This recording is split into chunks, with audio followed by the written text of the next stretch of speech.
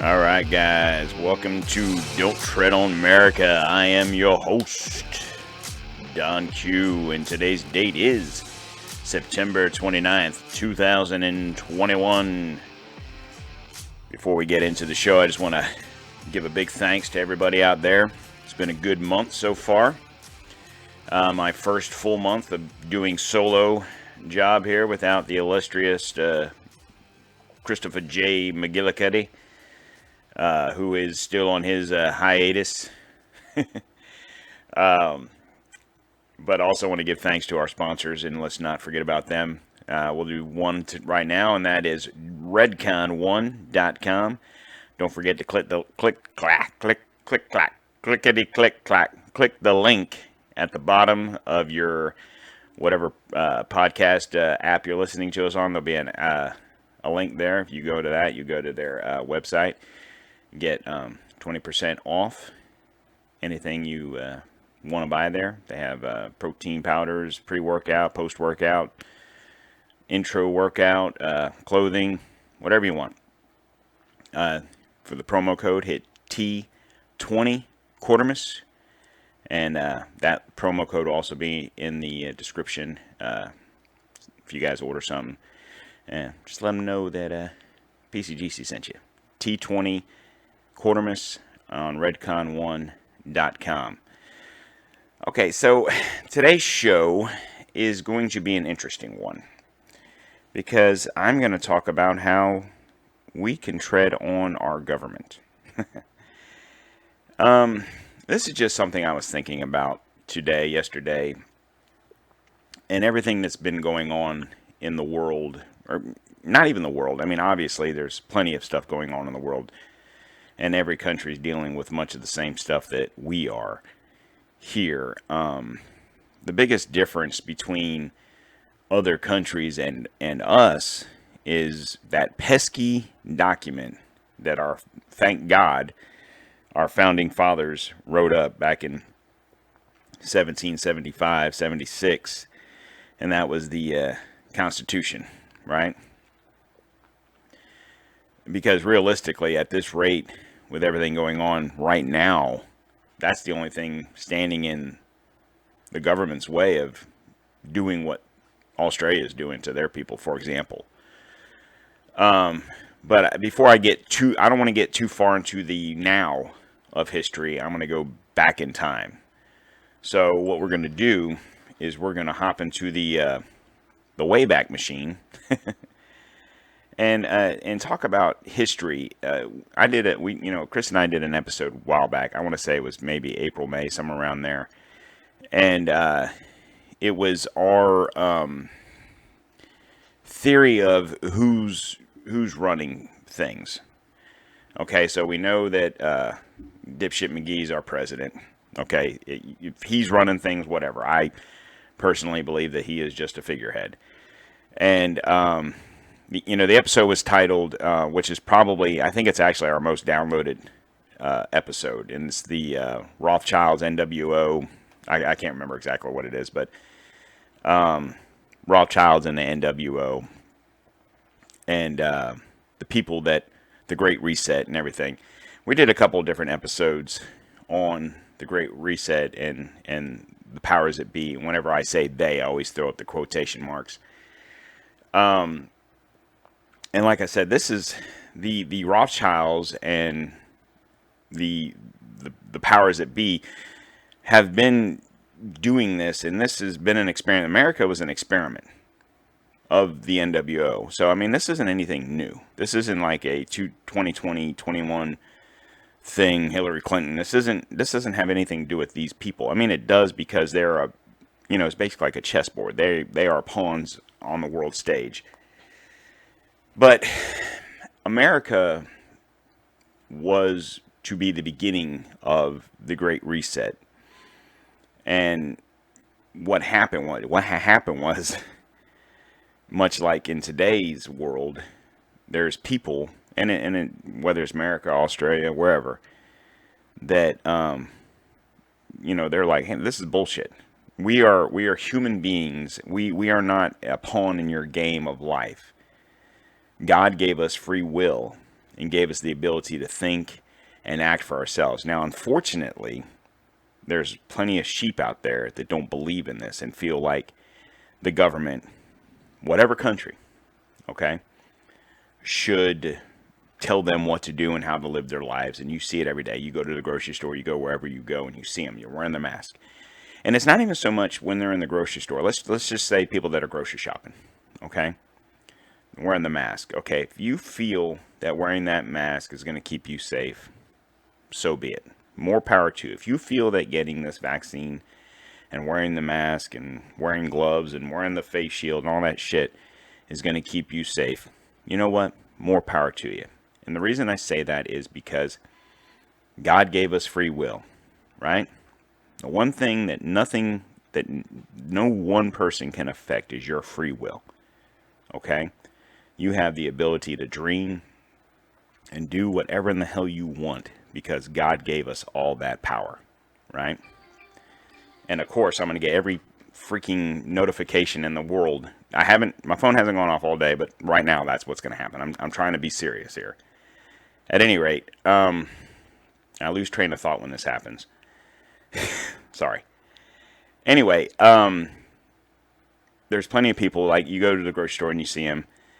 And I have no problem with that. If you want to be masked up in the grocery store, like I said, more power to you. I swear to God.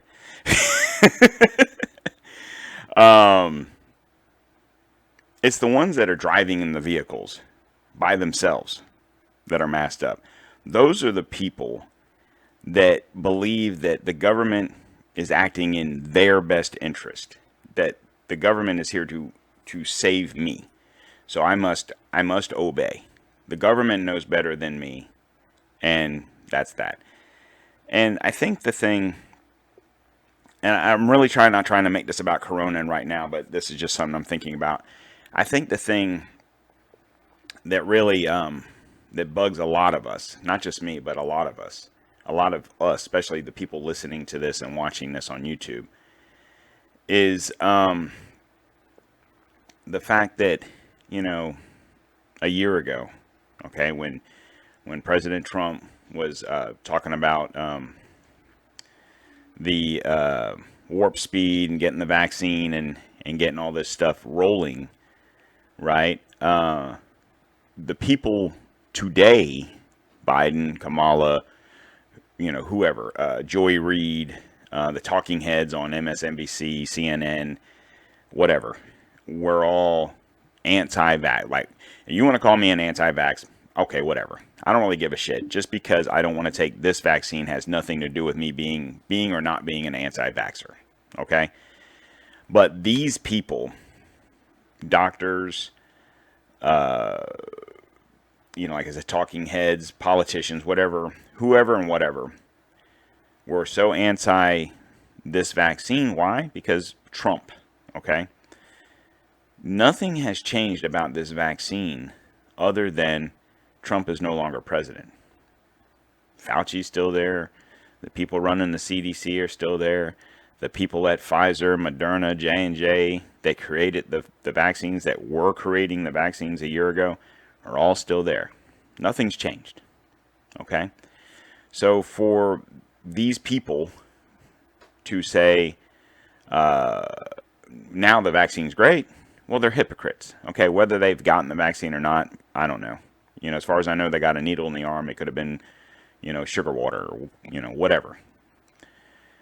And then with Biden out there saying that this is a pandemic of the unvaccinated, causes division. And that's what this episode is going to be about, is division. And when did it all start? And I'm not talking about division from the pandemic and Corona and all that. That's just a part of their... this is just another page in the episode of division, okay? In my personal opinion, the division, and this is going to sound weird, and I'm going to preface this by saying, and of course, people that know me know, okay? I'm not a racist, okay? To quote the late, great Martin Luther King, without going into his whole speech, right? We all know the speech, the I Have a Dream speech, right?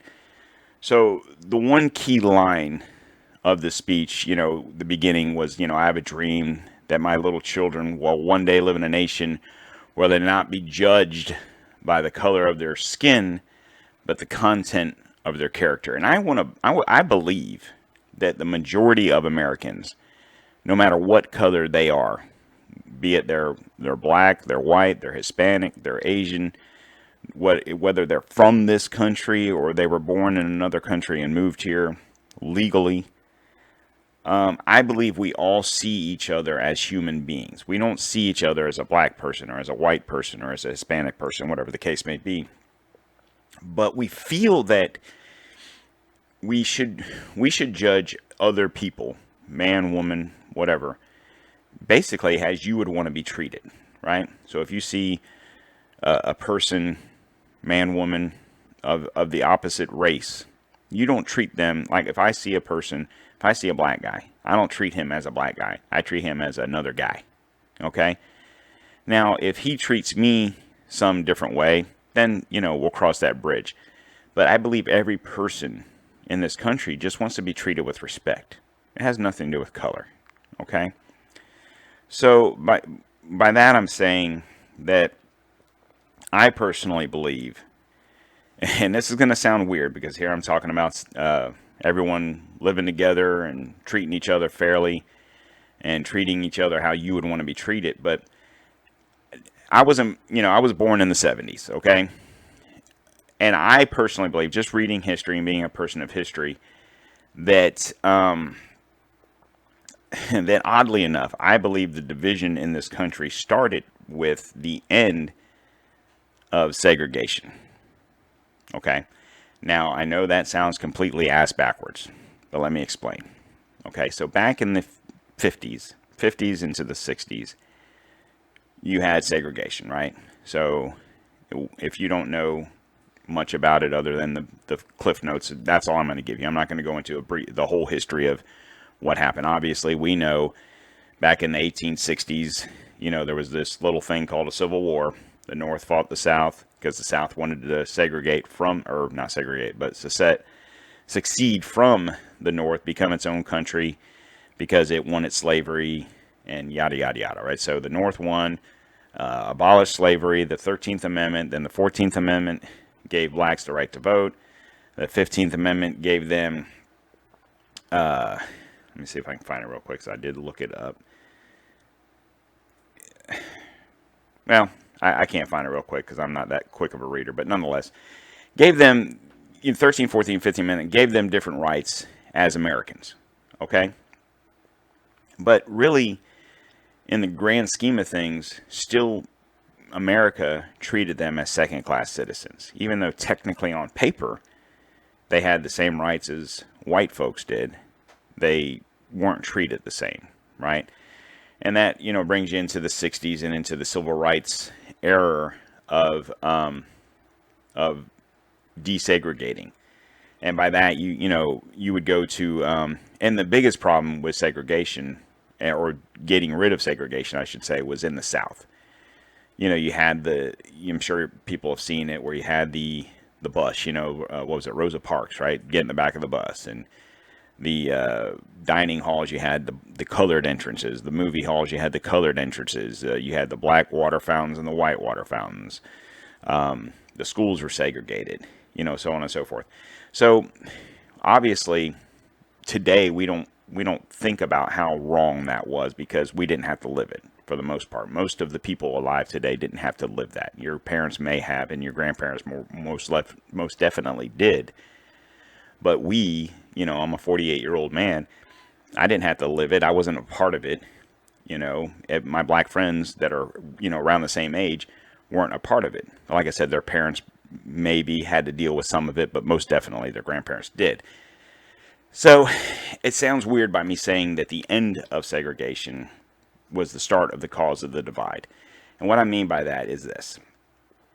You had, I don't know the population back then, but however many millions of people lived in this country back then, I would say the majority of Americans agreed with desegregation.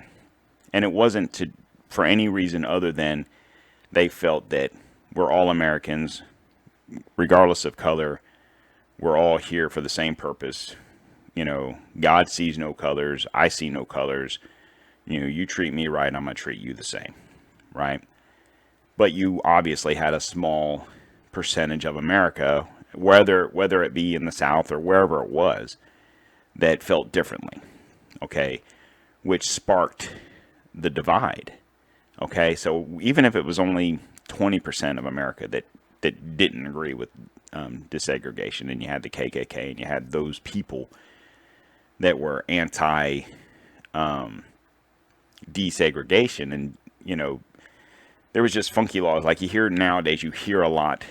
I think Biden at least once a week talks about the Jim Crow era and Jim Crow laws, and these were laws in the South by, mind you, Democrats that pushed the segregation of the black man away from the white people, and it angered a lot of people.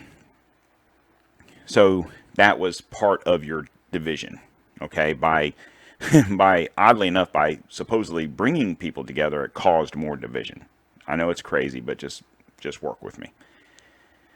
And then, and I honestly believe, like, you have people like back in those days in the 60s, 50s, and 60s, you had Martin Luther King, which everyone knows, Malcolm X, you had plenty of other, unfortunately, Jesse Jackson. Back then, Jesse Jackson was much in the guise of Martin Luther King. He's a reverend.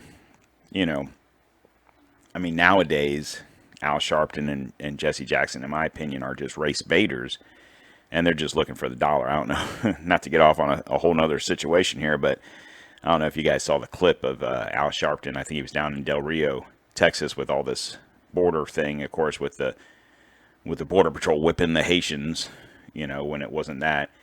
And the residents of that area were yelling at Sharpton, "Go home, leave. We don't need you here. We don't need your race baiting here," because obviously that's all he was doing. But back in the day, Jesse Jackson wasn't that kind of guy. Okay, he believed in much of what Martin Luther King was saying, and I'm sure he still does. But money talks. Okay.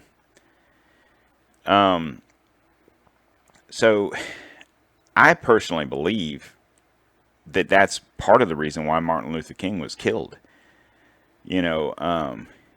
He was trying to help end segregation, help the black man be a better person, and better, do all the right things. Of course, he had plenty of famous quotes. I read you the one speech, without going through all his, because he was a great speaker, and he was obviously a well-respected individual. But just some key things. I was looking at some of his top, not even speeches, but top notable lines, quotes. So one of the things that stuck out, this was addressed at Holt Street Baptist Church in Montgomery, Alabama in 1955. So this was early in his career, so to speak. Injustice anywhere is a threat to justice everywhere. I started thinking about that. And obviously, in 1955, he was referring to segregation and the way the black man was treated by police and the government and whatever. But I'm thinking, okay, well, that has a lot to do. These words that this man spoke, 65 years ago, or I'm sorry, 65, 66 years ago, speak loudly today. Injustice anywhere is a threat to justice everywhere. Think about that, what's going on right now, how that equates to what's going on. The ultimate measure of a man is not where he stands in moments of comfort and convenience, but where he stands at times of challenge and controversy. A true neighbor will risk his position, his prestige, and even his life for the welfare of others. Once again, that was something he said in Birmingham, at the Birmingham jail, 1963. But think about it. Everything that he spoke about was basically the injustice of the black man in the system and the white man system. And as badly as people think black men or women, mainly men, because that's really what you hear about, are treated by police, it's back then. I believe it to be 100% true, and it didn't matter that it was down in the South or in the North. I mean, most of his speeches were in the South, whether it be Georgia, Alabama, wherever, because those were some of the worst states when it come to this, civil injustice. But even today, what he just said, or what he had said back then, equate it to what's going on now. Okay.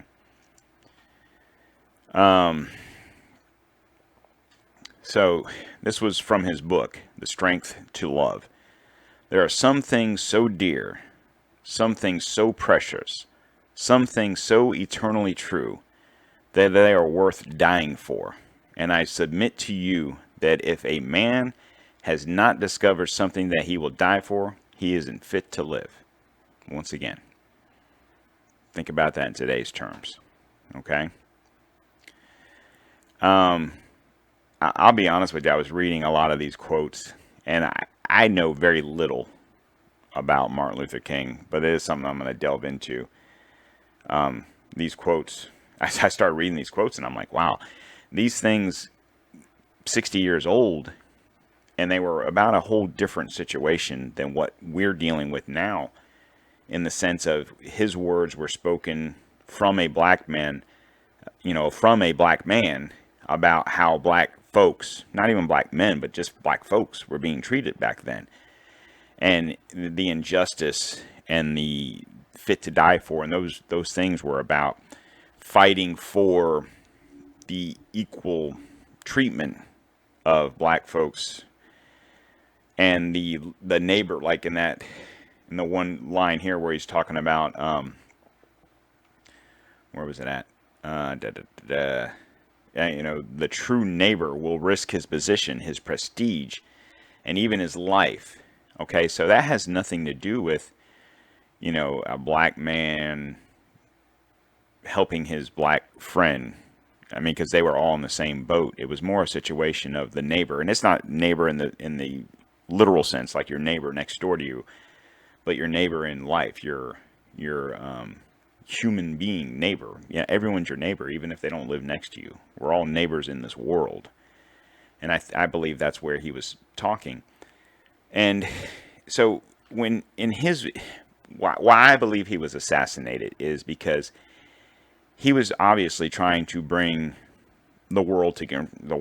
America together as one race, not black, not white, not whatever.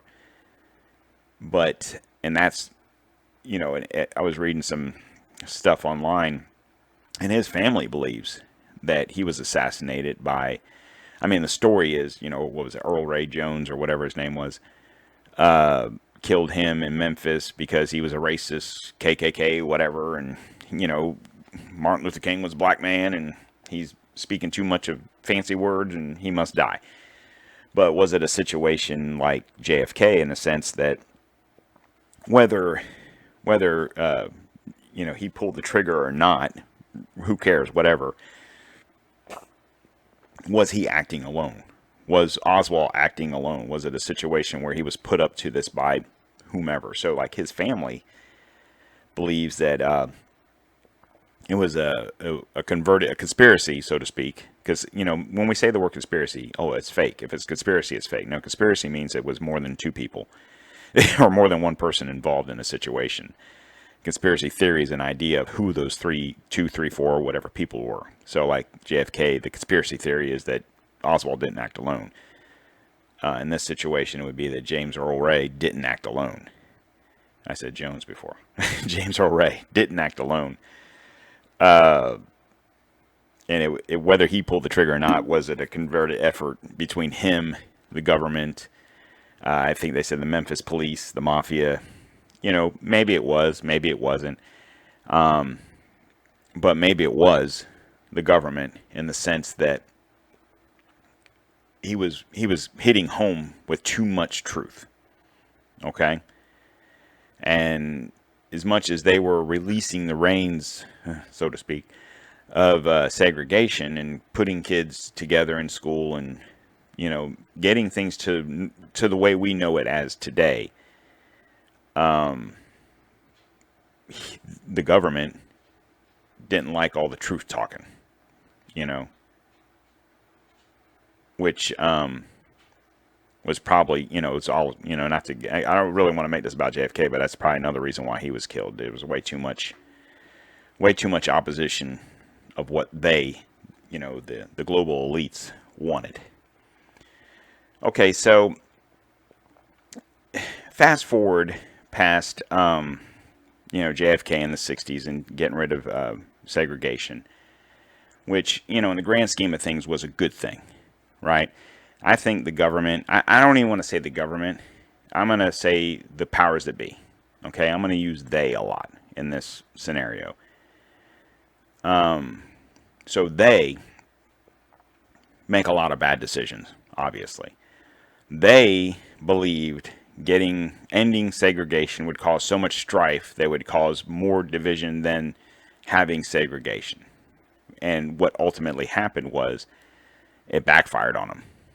And, you know, you had folks like Martin Luther King, you had folks like Malcolm X, you had folks like, you know, JFK, you had these leaders that wasn't about the great resets and the global elitism and the World Banks and the Rothschilds. They weren't on board with that, which is probably why a lot of those folks are dead. Okay. So you fast forward through time. Okay, so when I was growing up in the 70s and the 80s or into the early 90s, not to say, I don't want to be ignorant and say that there was no racial injustice and there was no problems and there was no this and there was no that, because obviously there always has been, unfortunately, and always will be, right? But I personally believe that any incident you see is planned somewhat. Some of it could be copycat situations where it just seems like a good idea to go shoot up a school. But I believe that most of the things that happen in those situations is a way to move an agenda. Okay, and I say shoot up schools. So fortunately, we haven't had one in a while. But whenever a situation like that happens, whether it's a school shooting or the Las Vegas shooting, or what was so you had Sandy Hook, you had Parkland, you had, I don't know, all the different school shootings, you had the situation in Colorado, what was it called, Columbine, you know, and it's never about who shot whom, why these boys or whatever got guns and how it was. It's always about the gun, right? And my theory on this is whenever there's a shooting, okay, of any kind, whether it's the Pulse nightclub that happened in Orlando, Parkland, Columbine, Aurora, awesome, anything like that, I always say, my first question is, there was a shooting, mass casualties, blah, blah, blah. My first question is, what kind of gun did they use?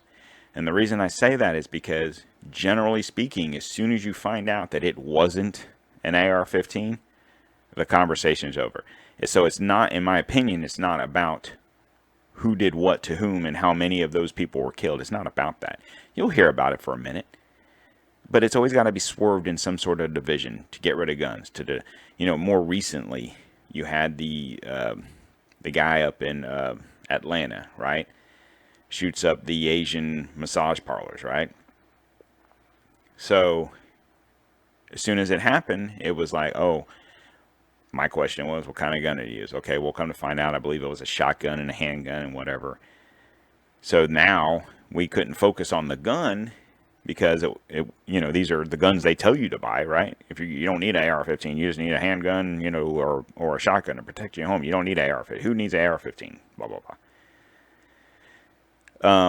They turned it to a white guy killing Asian, whether massage parlor workers, whether they were all Asian or not, whatever, so they could work it into a coronavirus, Asian hate, blah, blah, blah narrative.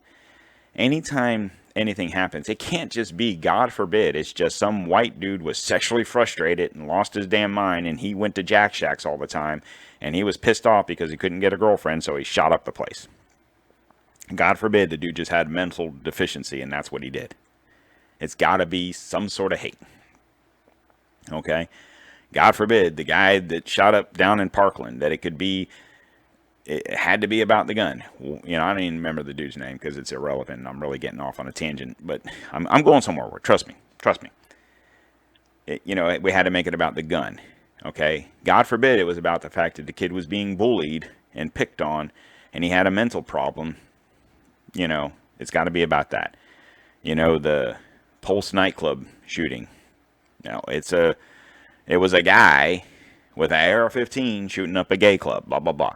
God forbid it could have been the fact that the dude was, Middle Eastern, and maybe it was more of a terroristic threat and it had nothing to do with, it probably did with him being Middle Eastern and being a gay club, but it wasn't about that. It was point being is, anytime anything happens, and that's why it's very important that if you do watch the news, if you watch whatever brand of news, I don't care who you watch, get multiple stories. If you watch Fox, watch some CNN or MSNBC or whatever. If you watch CNN, MSNBC, watch some Fox. If you don't, like I tell you guys about the app I have on my phone where I get multiple variations of news from different sides, and I can make up my own decision of where the truth lies. But they are some of the biggest catalysts of the hate, which is why when you say the they and the global elite, like I talked about, I believe it was on the last episode, where these news media outlets are run by corporations and they're part of the situation. They are part of the they. Okay? So fast forward into more recent memory of everybody. And we talk about, you've heard a ton about Black Lives Matter, right? And so I started researching this, Black Lives Matter, okay? And you hear all lives matter. Well, if you say that, you're racist. Well, no, my personal opinion is, much like Martin Luther King, right? All lives matter. You shouldn't be judged on the color of your skin, but the content of your character. So in that case, yeah, Black lives matter, white lives matter, Hispanic lives matter, Asians lives matter. So why wouldn't it just be easier to say all lives matter? Why do we have to diversify down to a color, right? Police lives matter. Oh, all lives matter. Okay? Period. Anyway, so I started thinking about this. When did we first start hearing about Black Lives Matter? Okay, some people that don't know any better would probably say George Floyd. Okay? Or you might bring up Breonna Taylor. Or you might bring up, Michael Brown.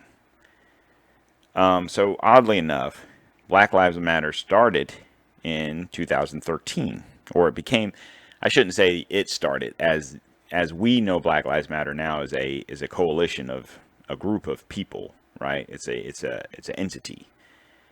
But it actually started with a phrase or a hashtag back in 2013 with the death of Trayvon Martin. Okay? Now, I say it started with a phrase or a trend or a hashtag on Twitter, and I'm sure probably on Facebook and whatnot. And what I mean by that is this goes into the social media's role in division. Okay? And I'm just going to say social media because it doesn't matter what it is, okay? Whatever you consider social media, we'll just count it, okay? Facebook, Twitter, Instagram, what else? TikTok, whatever you use, all the above, Snapchat, whatever. So it started out as a hashtag. So who started the hashtag? Was there a one person that said, and I found an article, but I don't think it actually goes into that deep of a who was the first person to say that.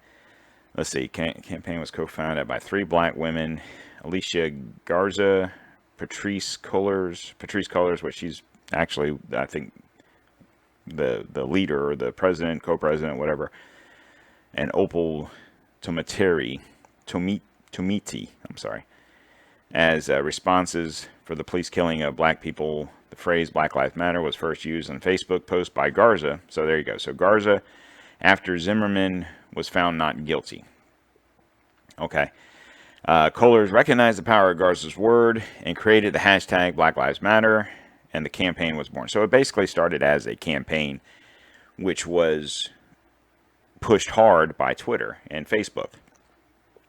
Now, I say this as these three ladies have every right to say what they want to say. And if they believe Zimmerman did whatever because Trayvon was black, so be it. I'm not here to argue that fact. What I'm here to argue is the social media's effort to continually push division. These three ladies were upset because of what happened. Not even so much upset because Trayvon was killed, but because the person that did it was let off, essentially. So, point being is if a black man killed a white kid for whatever reason, if it was the same situation, and instead of George Zimmerman, it was, some black guy killed some white kid that went to 7-Eleven to get an Arizona tea and Skittles or whatever it was that Zimmerman or that Trayvon Martin had gotten. And the black guy shoots the kid and gets off, and they start a hashtag White Lives Matter. How long do you think that would trend on Twitter? Or would it even trend? Would the person that first started the hashtag get kicked off of Twitter? More than likely. So that's where I believe social media is partially responsible of the division of this country. So you have the powers that be, the global elite, whatever you want to call them, and then it branches down. So it branches down, you got the media, you got social media, you got your governments. And this isn't an American thing. This is a worldwide thing. I'm focusing on people in America because I can't speak on social justice leaders in England and Australia. That's something that I'll do more research on. And, this show, we're going into 40 minutes now. More than likely, I'm going to go ahead and part 2 this. This will be part 1. I'm going to keep talking here for a little bit. We'll end it, and we'll go into part 2. But my point is, so I personally believe that when this hashtag caught on in 2013, it got them interested. And, okay, so here's another way we can utilize people's anger of white authoritarianism versus black whatever. I don't want to, kids, adult, it doesn't matter if they're kids. I mean, it does matter. Obviously, we don't want anyone to die. But I'm just saying, it quickly turned into a situation of trying to accentuate a horrible situation. Okay, first of all, Zimmerman wasn't a cop. I think he may have been a security guard. And if I'm not mistaken, I don't even think he was on duty at the time. I mean, shit, that was 8 years ago. I think he was at home, saw the kid, whatever. As time moved forward, obviously, the BLM became more of a movement. Other than a hashtag, it became a movement, right? It became an organization. So in 2014, so roughly a year after the Trayvon Martin situation, you had a situation in New York City with Eric Garner. Now, if you don't know much about that story, I'm not going to read the newspaper article. I don't have it, but I wouldn't read it. But the basic idea was, and you probably, once I speak on this, you'll remember a lot of this stuff, and you'll remember the videos and the stuff you saw on the news. But basically, Eric Garner died in New York after a policeman put him in a chokehold while arresting him. If I recall the story exactly, it's interesting reading this article because I just looked this up on the crux of the BLM and how it got started and whatnot. And it's a good little article because it just kind of gives you the highlights. And I don't want to skip through all these highlights, but 2014 was a big year for Black Lives Matter. And how time passes, because as I'm speaking on this, I remember the things happening, and I remember a lot about the case and the situation of what had happened. And then you start thinking, well, shit, 2014, well, damn, that was 7 years ago. Boy, geez Louise, time flies, right? Anyway, so Michael Brown arrested, if you recall the video, being choked by the police officer. I don't recall that there was or wasn't a lot of resisting. I know, if I remember correctly, he was selling illegal cigarettes or I don't know the terminology, but nonetheless, he wasn't walking down the street minding his business. He was breaking the law. Did he deserve to die? No, obviously not. I don't recall that he was resisting arrest or not, but point being, that's not the point of this article. Whatever happened, and the policeman that did this, it was put all over the media, in your face, and the fact that I can't even sit here and tell you, number one, who the police officer was he charged, was he convicted, what was Eric Garner even being arrested for, obviously states to the point that I remember the video. I remember him being choked. And I remember that I can't breathe. I remember that. And the reason that is because the media wants you to remember that. They want you to remember that it was a white police officer, a black man, and the specifics of the case doesn't matter. Okay? Then later in the year, so that was in July, and then in August, in Ferguson, obviously we all remember that, right? Michael Brown was killed by a police officer. And it's interesting because I'm reading this right here. So then in August, unarmed teenager Michael Brown was killed by a gunshot from a police officer, Darren Wilson. It was later decided that there was not enough evidence to charge Wilson. But if you recall, and this is probably like when the Garner thing happened in New York, there was some protesting, but nothing major. Like when Trayvon Martin, when that happened, I don't recall there being much of any protesting. There may have been some, especially after Zimmerman was found innocent. And same thing with Gardner. I don't recall there being a whole lot of protesting, and it was probably the same situation. But it's almost like, okay, so 2013 Trayvon Martin, okay, well that didn't, okay, we got the Black Lives, oh, that's interesting, Black Lives Matter, okay, so let's see, how can we use that? 2014, Eric Gardner, damn, that really didn't work. 2014, a month later, Michael Brown. Well, it's interesting because depending on what news outlet you watch or you read, all we ever heard was Michael Brown killed by Darren Wilson. Darren Wilson's life was ruined after this whole thing went down. Okay? Did Michael Brown deserve to be shot? I don't know, but I will say this. The facts of the matter are this. Fact. Michael Brown was only being stopped by the police because he had just robbed a convenience store, a bodega, whatever you want to call it. There was video of him, and he didn't rob it with a shotgun and go in there and hold up the place, but he basically was shoplifting. The owner tried to stop him, and he pushed the owner and walked out with whatever he was getting.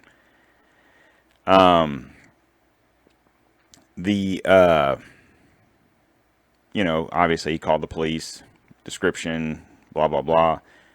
Darren Wilson sees him walking down the street in the neighborhood, stops him, gives him commands to do whatever, get on the floor, get on the ground, do this, that, and the other thing. And I'm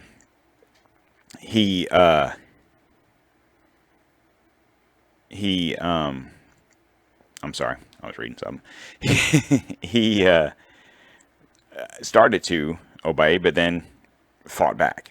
Okay, went for Darren Wilson's gun. Darren Wilson then shot him, killed him. Okay, that got the shit rolling as far as BLM riots, peaceful protest, because I'm reading this. Both peaceful protests and riots followed, much of which was done under the banner of hashtag Black Lives Matter. In response, co-founder Patrisse Cullors organized Black Lives Matter's Ride, which drew a gathering of 600 people and sparked the founding of more localized Black Lives groups. So that pretty much started the ball rolling as far as Black Lives Matter. Now, was Black Lives Matter founded by these three ladies because they were pissed off because of what they felt was injustice of police officers and black, I'm going to say men, but it wasn't just men. There was obviously some females involved also, but at the time it was these few individuals. Yeah, I believe so. I believe there were genuinely three black ladies pissed off, felt that black men, black children, Trayvon Martin was a kid. I mean, I don't know exactly how old he was. I want to say he was like 16 or so. Were being treated wrong. So I think initially the idea behind the hashtag Black Lives Matter and the movement was generally from the heart. But then they got involved. And I personally believe, like I said, I think that anything that happens isn't out of chance. Nothing happens by chance. And I think the government, I say the government, I don't want to use the government because I really don't think that everybody in the government is bad. I think there are bad actors in the government, and I believe that most of the people in the they are government officials of some sort. Okay? I also believe that a lot of the they aren't. I believe they're leaders of industry, leaders of companies, leaders of, they're the money men, money people in these scenarios. So any way they can push divide, the best way to do it is color. The best way to push divide is color. So as a white man living in Florida, you start seeing the Trayvon Martin thing happen in Florida. Eric Garner in New York, Michael Brown in St. Louis, right? Missouri. And then the following year, you had a couple of different situations. Most notable of the names that I'm looking at was the Freddie Gray, 2016. Let's see, Deborah Danner and Elton Sterling saw 100 protests take across, and I don't. Those names don't sound familiar to me, so I don't know the precise situation of what had happened. But as years went by, it was constantly, anytime anything happened, we had to use the Black Lives Matter. Then you had the basketball players get involved. You had NFL get involved. You had, Justice Warriors. And like I said, I think it was all in a guise of division. The more that we could divide this country, and we could do it by race, the better off they are. So, with that being said, I'm going to end it there, okay? And this will be part 1. And the title of this episode is going to be called United We Stand, Divided We Die, okay? Had an interesting conversation with a gentleman the other day, and he made a good point of what's going on. And I'll get into that in the next part. That way I can get you guys to come back for more. So, with that being said, we're going to go ahead and end the show today. I want to thank our other sponsor. Of course, you know them as Smooth My Balls. That's smoothmyballs.com/DTOM. And also remember that we are a brand ambassador for Maker's Mark Bourbon. And please, guys, if you like this video, you're checking me out on YouTube, hit the subscribe button, give me a like, share this video with your friends, turn them on to the DTOM experience. I've only done a few videos, so there's not a whole lot there on YouTube, but it's something that we're rolling along with. But more importantly, if you could move everybody to the podcast, check us out. If you're listening to us on Apple, Google, Podbeam, Spotify, iHeart, Amazon, please, guys, I've said this time and time again, the best way for this thing to grow is for you to share with your friends. The more that we can get this word out, the more I can do things, the more research I can do. I am literally a man of one. I'm finally back on Twitter. I don't know if I should say that because I might get kicked off again, but nonetheless, that does help with some of the research. But if you could please, if you're listening to me on Apple especially, if you could please give me a good rating, give me a 5-star preferably, and please share this content with all your friends. And the reason, I don't know exactly how Google Play works, but I know on Amazon, Spotify, Podbeam, you can like the episodes. That would be great. But on Apple, which is where like I think 40-something% of the people that listen to the show are listening to me on, the ratings there really matter, because if people listen to, Dan Bongino or Glenn Beck or those types of individuals, if they're listening to their podcast, you get suggestions. Like I have an iPhone, so that's the only reason I noticed. So you have suggestions. Oh, if you like Dan Bongino, you might like Glenn Beck. If you like Glenn Beck, you might like Don't Tread on America. So the more ratings I get, the higher they go, the more I'll get into those queues of suggestions and get more followers, and then we can get this thing really cooking. So check me out, like and subscribe, and don't forget about our social media profiles. That's facebook.com/Don't Tread on America, Instagram.com/Don't Tread on America, and Twitter at twitter.com/DTOM_1775. And if you want to hit me up personally on Twitter, it's what is it? Shit. I think it's PCGC. Let me look here real quick. I don't even know. See, I'm so renewed to the Twitter game, I forgot what my handle is. It is at PCGC_1775. So check me out there. You can direct message me on Twitter. You can send me stuff. You can do whatever you want. So check me out on Twitter. And on that note, I'm going to bid you guys a fair adieu. And I will be back Friday with part 2 of United We Stand, Divided We Die. And I'm going to tie all of this in, what I just said in this past 50 some odd minutes, into where we're going. So you guys have a great day, and I'll talk to you again on Friday. I'll see you then.